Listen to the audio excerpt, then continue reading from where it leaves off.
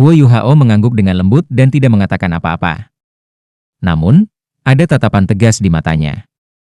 Hanya saja Nangong Wan tidak tahu bahwa dia tidak bertekad hanya untuk memenangkan turnamen. Ketujuh hakim adalah yang selanjutnya akan diperkenalkan. Mereka semua adalah insinyur jiwa tingkat lanjut. Ada 3 insinyur jiwa kelas 9 di antara mereka, dan 4 sisanya adalah kelas 8. Ketika ketujuh dari mereka muncul bersama, mereka tampak sangat mengesankan. Pidato mereka tidak sekuat itu. Mereka lebih fokus pada keadilan turnamen. Mereka tidak memprovokasi 9 pesaing dengan kata-kata mereka. 7 hakim segera duduk di atas panggung di 7 kursi yang nyaman yang telah disiapkan untuk mereka sebelumnya. Sekarang ada 9 meja ukiran di panggung lebar ini. Tabel ukiran ini masing-masing 2 kali lebih besar dari tabel ukiran yang digunakan pada putaran sebelumnya. Pada titik ini, anggota dari 3 organisasi sedang menyiapkan peralatan dan logam langka yang mereka bawa. Bahkan sebelum turnamen dimulai, ketiga pihak sudah diadu satu sama lain. Melalui deteksi spiritualnya, Huo Yuhao mengamati 9 meja ukiran. Meskipun dia adalah orang yang tenang, dia tidak bisa membantu tetapi tergerak. Dia belum pernah melihat peralatan setingkat ini, bahkan di Illustrious Virtue Hall. Setiap instrumen dan alat sangat indah. Dengan semua ini, kecepatan dan ketepatannya akan sangat meningkat. Selain itu, bahkan mungkin baginya untuk membuat alat jiwa di luar kelasnya. Adapun logam langka, dia memiliki sebanyak yang dia inginkan. Bahkan ada beberapa logam langka yang belum pernah dilihat Huo Yuhao sebelumnya. Aliansi Duskwater memiliki berbagai jenis logam langka. Ada 64 tipe berbeda. Cahaya dari semua logam langka ini bahkan menggoda para juri di atas panggung. Mereka benar-benar menghabiskan banyak uang. Huo Yuhao kagum. Dia melihat sekeliling untuk melihat mata Hichaito. Mereka sudah membuat rencana sebelum mereka datang. Di grand final, mereka tidak akan menahan diri lagi. Di satu sisi, mereka dapat menguji kemampuan mereka. Di sisi lain, mereka menginginkan imbalan yang menggiurkan. Jika mereka menang, mereka bisa mendapatkan alat jiwa kelas 9, bersama dengan meriam-meriam stasioner kelas 9. Barang seperti itu tidak bisa dibeli dengan uang. Selain itu, mereka juga akan memenangkan 1 ton logam langka. Huo Yuhao lebih tertarik pada hal-hal yang tidak dia ketahui. Jika Hichaito diberi kesempatan untuk melakukan penelitian dengan semua hal ini, dia mungkin dapat menemukan alat jiwa baru. Baiklah, saat yang menyenangkan ada di sini. Saat ketiga pihak mempersiapkan peralatan mereka untuk turnamen nanti, kami akan membiarkan 7 juri kami menjaga hadiah grand final kami. Hadiah ini telah disiapkan untuk pemenang kami malam ini. Mari kita undang ketua juri kita untuk malam ini, Insinyur Jiwa kelas 9 dan Starsky Douluo Yeyulin untuk mempersembahkan hadiah grand final kita. Seorang tetua yang duduk di tengah 7 hakim berdiri. Dia mengangkat tangan kanannya, dan titik cahaya perak melesat ke langit. Itu seperti percikan perak. Namun, ukurannya bertambah saat naik. Ketika 100 meter di udara, itu benar-benar berubah menjadi bola cahaya perak yang terang. Starsky Douluo Yeyulin? Huo Yuhao tertegun. Ketika dia berada di Akademi Shrek, dia telah mendengar Guru Fen Yu menyebutkan beberapa insinyur jiwa kelas 9 terkenal di Kekaisaran Sun Moon. Starsky Douluo adalah seorang insinyur jiwa kelas 9, sekitar peringkat 92 atau 93. Dalam hal penciptaan alat jiwa, ia adalah seorang jenius. Dia sebanding dengan Jing Hongchen, dan berspesialisasi dalam menciptakan semua jenis alat jiwa ketinggian tinggi, yang merupakan cara dia mendapatkan gelarnya. Mata ketakutan Hichaito ditemukan oleh pria ini. Dikabarkan bahwa alat jiwanya bisa berubah menjadi bintang selama perang, melepaskan kekuatan ofensif yang hebat. Dia bahkan bisa memanfaatkan fenomena surga untuk menyerang. Alat jiwa senama-namanya disebut Sunmon Divine Needle. Itu peringkat sebagai memiliki kekuatan ofensif tingkat tertinggi dari semua alat jiwa kelas 9. Bola cahaya perak di langit akhirnya stabil. Setelah ini, sinar perak turun dari langit dan mendarat di Yeyulin. Dia tidak mengeluarkan suara, tetapi menirukan aksi mengangkat. Tiba-tiba, bola cahaya redup emas muncul di dalam sinar perak cahaya. Bola ini memiliki diameter 1 meter. Ketika perlahan-lahan naik, itu menyerupai matahari, bersinar bersama dengan bola cahaya perak sampai tiba di sebelahnya. Kedua bola cahaya ini saling berkoordinasi di langit, berputar di sekitar pusat yang tidak terlihat. Mereka menenun menjadi bola emas perak yang lebih besar di udara. Tidak ada aura yang kuat dari dua bola cahaya ini. Namun, Semua insinyur jiwa kelas 8 dan di atas yang akrab dengan Starsky Douluo terkejut ketika mereka melihat mereka.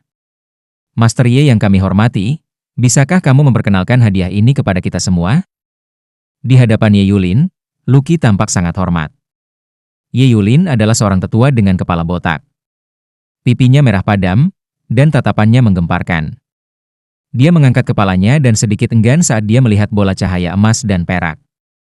Dia berkata, hadiah grand final malam ini adalah alat jiwa yang aku buat. Aku menyebutnya Jarum Ilahi Sunmon. Alasan dibalik nama ini adalah karena itu adalah jangkar untuk kekaisaran Sunmoon. Itu bisa menebus cacat jarum ilahi Sun aku, yang hanya bekerja pada hari itu. Ini adalah alat jiwa tipe ofensif. Ini dapat naik 600 meter ke udara, dan memiliki jangkauan efektif 30 km. Dengan kekuatan spiritual yang cukup, ia dapat mendeteksi target hingga 30 km jauhnya, dan menghasilkan serangan yang akurat.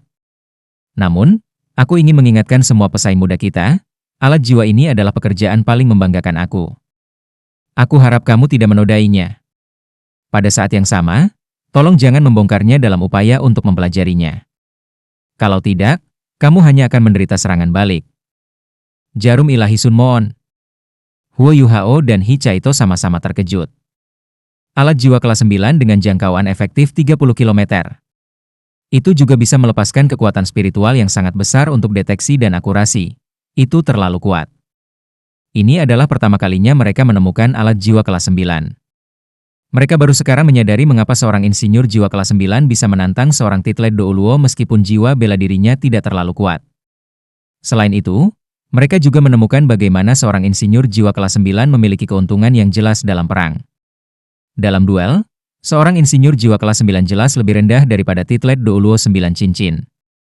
Namun, alat jiwa kelas 9 yang mereka ciptakan itu mematikan. Huo Yuhao telah melihat alat jiwa kelas 8 sebelumnya. Namun, itu jauh berbeda dari alat jiwa kelas 9 ini. Tentu saja, Sunmon Divine Needle adalah salah satu alat jiwa kelas 9 teratas juga. Hi Chaito sedikit bersemangat ketika dia berbisik, si kecil junior, benda ini dibuat khusus untukmu. Huo Yuhao memfokuskan pandangannya dan memelototinya. Dia Chaito baru menyadari bahwa dia telah mengatakan kata-kata yang salah, dan dengan cepat menutup mulutnya. Namun, Nangongwan dan tetua ketiga mendengar dia menyebutkan kata-kata junior kecil. Meskipun mereka sedikit ragu, mereka tidak curiga, karena Hi Chaito tidak mengekspos lebih jauh, jadi mereka tidak mengatakan apa-apa. Bagaimanapun, Huo Yuhao tampak seperti master jiwa jahat yang berspesialisasi dalam panggilan spiritual. Dengan kekuatan spiritualnya yang besar, dia sangat cocok untuk menggunakan jarum ilahi Sunmon. Tetua ketiga mendengus dan berkata, jangan tertipu oleh Ye Yulin. Jarum ilahi Sunmonnya bagus, tetapi perlu 3 hari untuk mengisi daya. Selain itu hanya dapat diisi menggunakan Sun Moon Essence. Kekuatan ofensifnya bagus, tetapi hanya bisa digunakan 3 kali setelah diisi. Selain itu, banyak kekuatan jiwa terkuras setiap kali digunakan. Ini sangat melelahkan. Kisaran efektif 30 km juga teoretis. Namun, memang benar bahwa itu bisa mencapai 600 meter ke udara. Nan Gongwan terkekeh dan berkata, tetua ketiga, akui saja. Kamu memang lebih rendah dari Ye Yulin dalam hal alat jiwa ketinggian tinggi. Dia juga mewakili keluarga kekaisaran. Mengapa kamu harus mengadu domba dengannya? Meskipun Sunmon Divine Needle sulit digunakan, itu masih salah satu alat jiwa kelas 9 terbaik. Hanya ada manfaat yang bisa dipetik dengan mendapatkannya. Namun, lebih baik tidak menggunakannya sebelum kamu memiliki 9 dering, atau kamu mungkin menderita serangan balik. Dari apa yang dikatakan Ye Yulin, aku pikir dia memiliki semacam pengaturan peledakan diri yang terpasang di dalamnya juga. Jangan coba membongkar itu. Saat dia berbicara dengan mereka semua, dia sebenarnya menatap Huo Yuhao saat dia berbicara. Rasanya benar-benar seolah-olah dia guru yang membimbing muridnya. Huo Yuhao tidak mengeluarkan suara, dan hanya mengangguk dengan lembut. Hi Chaito tertawa pada dirinya sendiri. Mereka yang baik selalu dimaksudkan untuk bersinar. Kemanapun junior kecil pergi, ia selalu menarik perhatian. Bahkan Tuan Jiwa Jahat ingin menerimanya sebagai murid. Pengenalan hadiah ini menyebabkan kegemparan besar. Turnamen akan segera dimulai. Final malam ini di pinggiran barat pasti akan menyebabkan gelombang besar di kekaisaran. Mari kita sekarang mengundang 9 pesaing dari Radiant City Elite Soul Tournament Engineering untuk naik ke panggung sekarang. Alat jiwa tipe timer kami yang akurat telah disiapkan. Di segmen pertama kami untuk malam ini, para pesaing akan diberikan 6 jam untuk membuat alat jiwa. 7 hakim kami akan memantau mereka sepanjang 6 jam penuh. Mereka yang mencoba melanggar aturan dan berusaha tidak adil akan didiskualifikasi. Mohon perlakukan turnamen ini dengan serius. Lucky berkata dengan ekspresi tegas di wajahnya. Dia menggeser tubuhnya ke satu sisi dan memberi isyarat. Pesaing dari 3 organisasi keluar dari area istirahat mereka. Mereka mengikuti pemimpin masing-masing naik ke atas panggung. Hichaito masih mendorong kursi roda Huo Yuhao. Selain dia, para pesaing lainnya sehat dan bugar. Nangongwan adalah orang yang paling depan. Dia adalah orang pertama yang naik panggung. Tatapannya sangat tajam, dan dia menatap Lucky dengan dingin. Lucky membatu, dan merasa seolah kepalanya telah dipalu. Ekspresinya berubah ketakutan, dan tanpa sadar dia mundur selangkah. Seorang Litong masih mengenakan senyum sok di wajahnya. Dia melirik ketiga di belakang Nangongwan, dan senyumnya menjadi sedikit dipaksakan. Dia berkata, "Tuan Nangong, aku pernah mendengar ada orang cacat di antara 3 wakil kamu dan mengira itu adalah lelucon, tetapi benar-benar bahwa kamu memilih yang cacat. Kamu benar-benar kreatif." Nan Gongwan tersenyum dan berkata, "Cacat fisik bukan apa-apa. Cacat yang lebih buruk ada di sini." "Itu fatal?" Saat dia berbicara, dia menunjuk ke kepalanya sendiri. Ekspresi Litong sedikit berubah. Dia agak takut pada Nangongwan. Setelah interaksi bertahun-tahun, ia secara alami tahu bahwa Nangongwan adalah seorang penguasa jiwa jahat. Hanya saja kamar dagang Alto didukung oleh militer, dan karenanya dia tidak takut berurusan dengan Nangongwan dalam skala besar. "Oh, saudaraku Nangong, kamu masih sebening dulu. Aku sangat ketakutan." Shangguan WR berjalan ke panggung dengan cara yang biasa dan tiba di samping Nangongwan. Senyum Nangongwan menjadi lebih luas. "Lama tidak bertemu, kakak perempuan Shangguan. Kamu masih terlihat semuda dulu. Aku sangat mengagumi kamu untuk itu." Nangongwan tampak seperti seorang tetua, tetapi dia memanggil Shangguan WR sebagai kakak perempuannya. Semua orang merasa sangat jengkel dengan itu. Pesona mereka di bawah setelah melihat penampilan Shangguan WR yang menakjubkan juga menghilang. Ekspresinya berubah, dan dia segera tampak sangat dingin. "Nangongwan, kamu mencari mati." Nangongwan masih tersenyum lebar seperti sebelumnya. 2 percikan abu-abu keperakan muncul di matanya. "Saudari tetua Shangguan, tenanglah. Turnamen akan segera dimulai."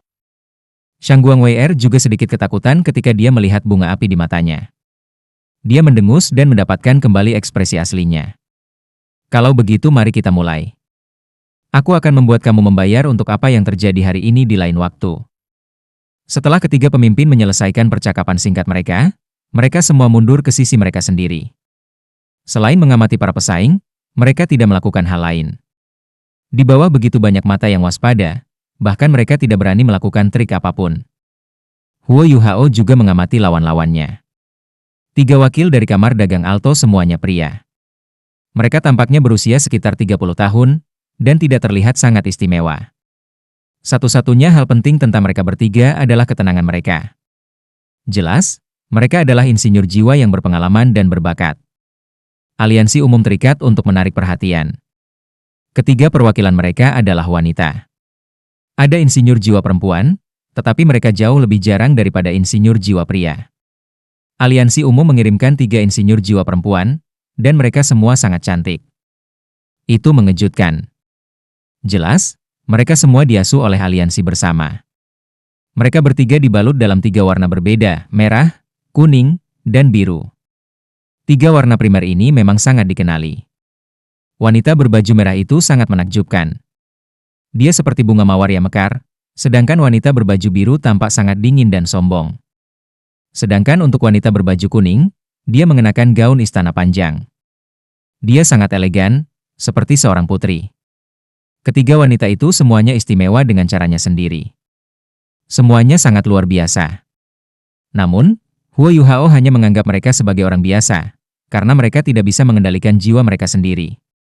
Semua yang mereka perlihatkan di permukaan sebenarnya dilatih, mereka tidak alami.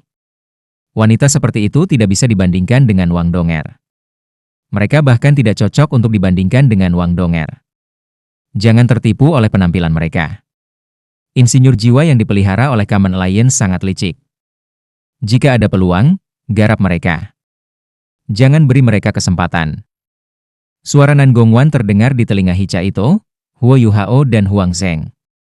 Huo Yuhao memikirkan sesuatu. Memang, para wanita ini akan mendapatkan keuntungan sampai batas tertentu. Terhadap kecantikan yang menggairahkan, pria normal manapun akan lebih berbelas kasih. Ye Yulin memberi isyarat dan berkata, "Ketiga pemimpin, silakan mundur dari panggung. Pesaing, masuk ke posisi dan bersiaplah untuk bersaing." Nan Gongwan, Shangguan Wei dan An Litong saling memandang. Ada tatapan dingin di mata mereka ketika mereka berbalik. Hicha Ito mendorong Huo Yuhao ke belakang meja ukiran sebelum dia melanjutkan ke meja ukirannya sendiri di belakangnya. Ye Yulin meletakkan tangannya di belakang. Dia tampak sangat keras.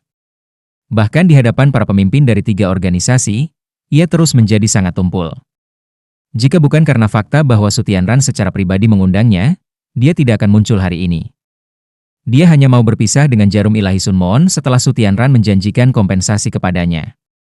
Menurutnya, insinyur jiwa harus lebih banyak berinvestasi dalam penelitian alat jiwa. Bersaing di turnamen adalah buang-buang waktu.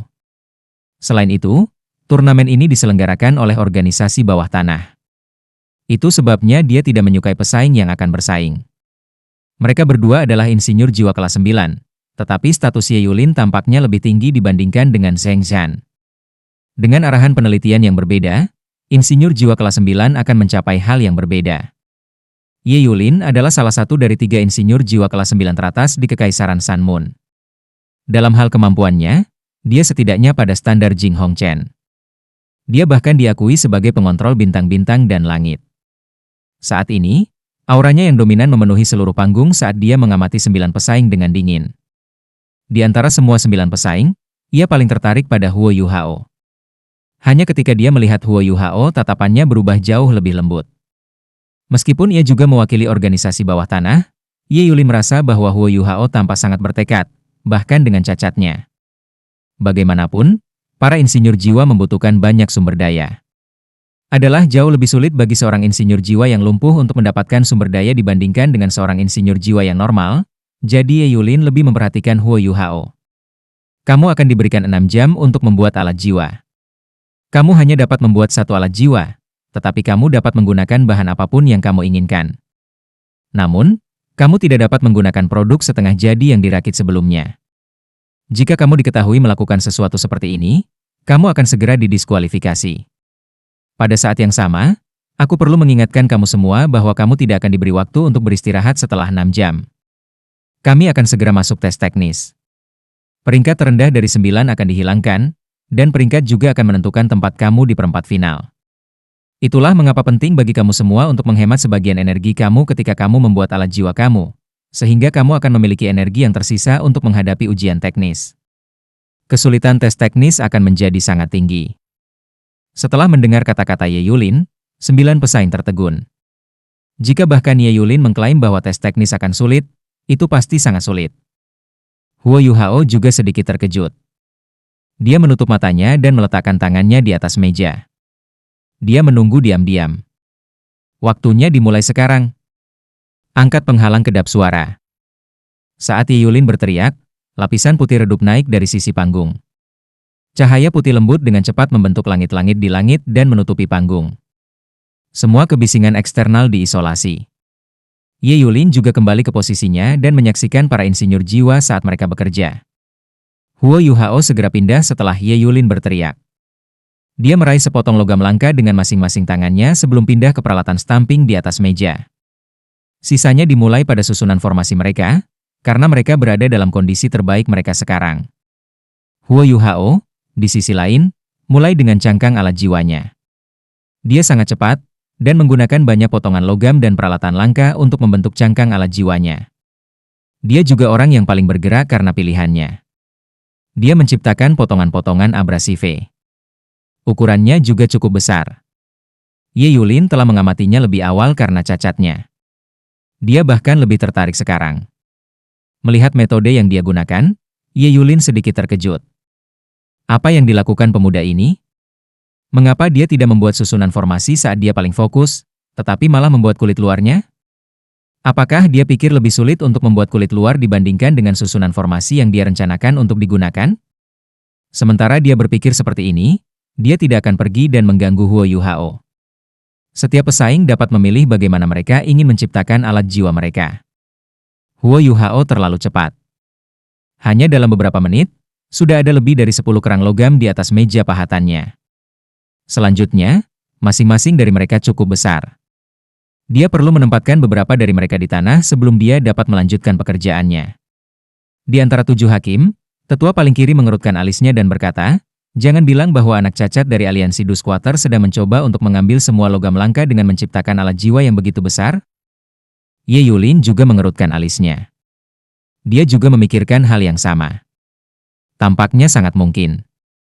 Sudah kurang dari 15 menit, tetapi Huo Yuhao sudah menggunakan banyak logam langka. Pada saat yang sama, ia telah menciptakan banyak potongan kulit luar. Sepertinya alat jiwa yang dia ciptakan hari ini akan menjadi sangat besar. Manfaat menciptakan alat jiwa seperti itu adalah dia bisa pergi dengan banyak logam langka. Namun, dia hanya menggunakan logam langka yang lebih murah, dan belum menggunakan yang lebih berharga. Hanya saja Ye Yulin tidak tahu apa yang dia coba ciptakan. Apakah ini karya asli? Itu akan menarik. Huo Yuhao sangat cepat, dan tampak sangat serius juga. Namun, tidak ada yang memperhatikan bahwa ia tampaknya kurang cerdas daripada sebelumnya, meskipun ia masih tampak sangat gigih. Sangat menyiksa untuk mengalami pemisahan rohani. Dia mentolerir serangan kelemahan yang dia rasakan ketika rohnya terpisah dari tubuhnya. Meskipun dia tidak lambat, laut spiritualnya mengepul. Akan luar biasa jika kekuatan spiritual aku menjadi material. Ketika aku mencapai bidang material konkret, aku tidak akan memiliki banyak masalah menjalani pemisahan spiritual. Tentu saja Huo Yuhao tahu bahwa dia harus membuat susunan formasi ketika dia memiliki energi paling banyak. Hanya saja dia tidak bisa fokus sekarang. Bagian dari kekuatan spiritual yang telah dia pisahkan dari dirinya di gerbong telah meninggalkan tempat ini di bawah penyembunyian tiruannya dan kembali ke Radiant City. Dia telah mencoba pemisahan spiritual seperti itu sebelumnya, tetapi harus tetap dalam keadaan diam sehingga energinya akan fokus pada kekuatan spiritual yang telah terpisah dari tubuhnya. Namun, kali ini berbeda.